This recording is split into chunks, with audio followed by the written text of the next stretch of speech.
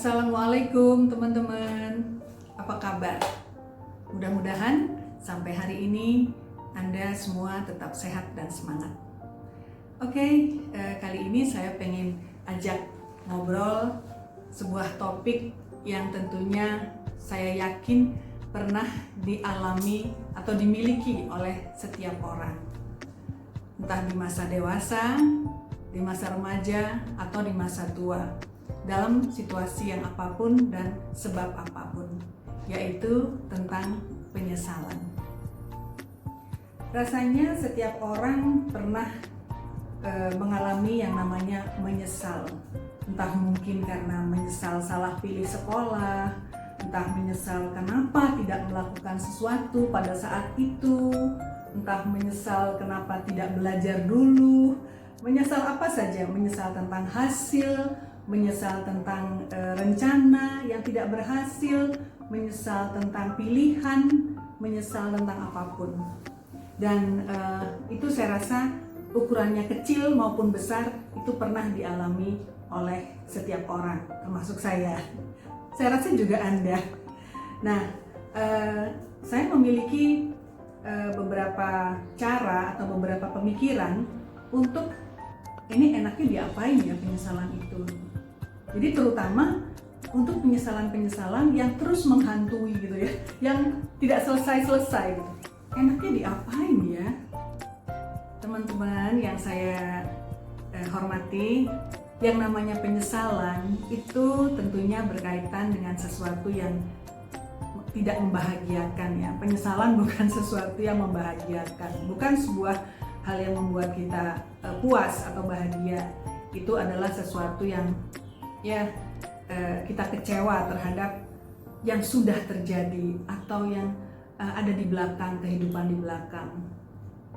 Ada seorang yang bercerita pada saya, Bunda, gak enak ya punya suatu penyesalan yang kita belum selesai, yang kita belum bisa lepas dari itu. Memang kalau sesuatu yang negatif, ya ketidakbahagiaan itu kan sesuatu yang negatif ya. Meskipun bisa juga kita ambil hikmahnya sebagai sesuatu yang positif, tapi artinya kita tidak happy, tidak nyaman dengan yang namanya penyesalan. Nah, itu harus kita apakan gitu ya. Banyak orang yang belum bisa lepas dari penyesalan, tapi banyak juga orang yang sudah bisa berdamai dengan penyesalan. Saya berpikir tentang bersahabat dengan penyesalan. Nah, bisa ya, kita coba gitu ya, kan karena hidup ini kan penuh dengan ikhtiar. Hidup ini adalah sesuatu yang harus kita upayakan terus-menerus agar yang tidak bahagia menjadi lebih bahagia, yang kurang nyaman menjadi bisa lebih nyaman, yang mungkin berat dengan segala penyesalan bisa jadi lebih ringan, yang susah bisa jadi lebih nggak susah gitu ya. Hidup itu kan isinya penuh dengan ikhtiar-ikhtiar ya, upaya-upaya. Nah, seberapa keras upaya kita dan seberapa tepat cara kita, maka harus kita coba terus-menerus. Teman-teman, dalam menghadapi penyesalan itu, saya berpikir tentang menjadikan penyesalan itu sebagai sahabat. Artinya begini, kita menyesal dalam bidang apa? Ya, misalnya kita menyesal pilihan kuliah misalnya. Saya dulu kenapa nggak ambil kuliah yang cepet kerja aja gitu ya. Sekarang ini kuliah saya kok lama sekali dan saya butuh uang misalnya gitu. Kenapa saya tidak sekolah yang diploma saja dan saya bisa cepat kerja dan saya bisa bantu orang tua saya. Nah, itu kan sebuah penyesalan. Tetapi bagaimana kita menjadikan itu sahabat adalah dengan cara mendekati. Itu kalau pemikiran saya. Kita mendekati dengan cara apa? Persoalannya adalah sekarang ini saya harus bisa mencari uang misalnya. Lalu kita mencoba, ya, meskipun kita sedang kuliah panjang, kita mencoba untuk mulai berpikir bagaimana saya bisa mencari uang. Karena banyak sekali teman-teman yang juga bisa kuliah panjang tapi sambil bekerja apa saja. Yang penting kita tidak pilih-pilih, gitu ya. Jadi kita mendekati apa yang kita sesalkan, ya. Tentang nggak bisa mencari nafkah secepatnya. lalu persoalannya di mencari nafkah. Kita dekati masalah itu, lalu kita jadikan sahabat, lalu kita bereskan dengan cara mungkin dengan mencari kerja setelah kuliah, dan tidak boleh pilih-pilih. Intinya kita berusaha mendekati penyesalan itu, permasalahan dari penyesalan itu. Misalnya kita kenapa tidak mengobatkan orang tua kita sejauh mungkin sehingga orang tua kita meninggal misalnya gitu. Seringkali kan begitu ya, kenapa saya tidak berusaha sejauh mungkin. Pada saat itu terjadi mungkin upaya kita sudah maksimal, tapi maaf, seringkali manusia itu timbul pikiran-pikiran negatif ya, sehingga kemudian terjadi penyesalan. Nah, kita dekati coba, penyesalannya apa? Oh, terhadap orang tua, mungkin merasa kurang berbakti.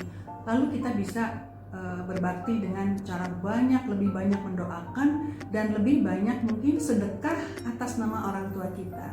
Apakah itu bisa? Bisa ya. Kalau kebetulan di agama saya itu bisa. Ya Tuhan, ya Allah, saya berniat sedekah atas nama orang tua saya. Jadi terus menerus kita memberi sedekah atas nama orang tua. Dan itu adalah cara pendekatan kita terhadap rasa bersalah mungkin ya kepada orang tua, kok rasanya nggak maksimal. Padahal sebetulnya mungkin udah lupa bahwa dulu pada saat kejadian itu sudah maksimal. Ada lagi yang merasa menyesal dengan bagaimana dia mengambil keputusan dalam kehidupannya mungkin ya. Kenapa misalnya dulu cara mendidik anak saya kok kurang bagus gitu ya. Nah, padahal pada saat itu sudah maksimal apa yang dia ketahui tentang cara mendidik gitu ya. Jadi manusia memang seringkali menyesali hal-hal yang sekarang ini dia tahu, tapi pada saat yang lalu, pada saat dia melakukan atau pada saat dia menghadapi itu belum tahu, belum cerdas, belum cukup banyak referensi, belum banyak pengetahuan, belum banyak wawasan. Jadi sebaiknya kita cara mendekatinya adalah dengan di bagian penyesalan itu kita beri pupuk yang sebaik-baiknya. Misalnya dulu, kenapa ya dulu saya brengsek gitu ya, kenapa dulu saya narkoba. Oh oke, kita dekati masalah itu. Dulu saya kenapa? Dulu saya narkoba, sekarang enggak. Ya, cara saya mendekatinya adalah sekarang saya udah enggak, kemudian saya berusaha membantu orang-orang yang masih pakai narkoba itu kita tarik atau kita beri wejangan atau kita dekati, kita aktif untuk membantu orang-orang yang ingin sembuh dari narkoba itu. Ada lagi yang lain, misalnya kalau yang saya sebut tadi menyesal karena kurang bagus mendidik anak, maka pada saat sekarang ini kita mendekati si anak-anak itu dengan sikap yang berbeda, sikap yang kita inginkan ya, sikap yang lebih bagus ya, yang sesuai dengan wawasan kita sekarang. Teman-teman, sebetulnya apa yang kita lakukan pada saat kita menghadapi sesuatu itu sebetulnya sudah sesuai dengan kemampuan kita pada saat itu ya. Jadi semoga kita tidak terlalu kejam untuk menghakimi diri ya, untuk menyalahkan diri sendiri atas hal-hal yang terjadi ya, atas hal-hal yang sebetulnya tidak perlu kita sesali, karena biasanya yang disesali itu sudah di belakang ya. Dan kita sedang hidup ini adalah menghadapi masa depan. Jadi kita harus berbaik hati ya terhadap diri sendiri dengan berbaik hati pada penyesalan itu. Apa penyesalannya? Apa masalahnya? Di area itulah kita berusaha untuk berbuat yang lebih baik gitu ya. Kita berusaha mengobati, kita berusaha memberi, kita berusaha lebih baik lagi ya, lebih paham, sehingga kita tidak terlalu jauh dengan penyesalan itu. Kalau dia penyesalannya di awang-awang sana, sepertinya aduh rasanya kita akan merasa bersalah terus gitu ya.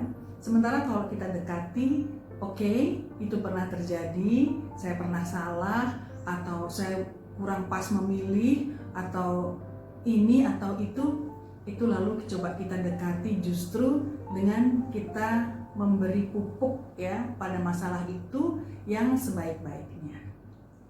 Nah teman-teman, tidak ada orang yang tidak pernah punya penyesalan, tapi tidak ada orang yang tidak bisa bersahabat dengan penyesalan. Karena setiap masa lalu yang ada di belakang kita itu bisa kita jadikan hikmah, bisa kita jadikan pelajaran besar yang justru menjadi manfaat bagi kehidupan kita setelahnya. Oke, selamat bersahabat dengan penyesalan, selamat berdamai dengan penyesalan. Mudah-mudahan kita bisa menjadi lebih bertumbuh lagi, bisa menjadi lebih baik lagi, justru karena kejadian-kejadian di masa lalu yang bisa kita petik hikmahnya. Begitu aja, mudah-mudahan bermanfaat. Sekali lagi terima kasih. Wassalamualaikum warahmatullahi wabarakatuh.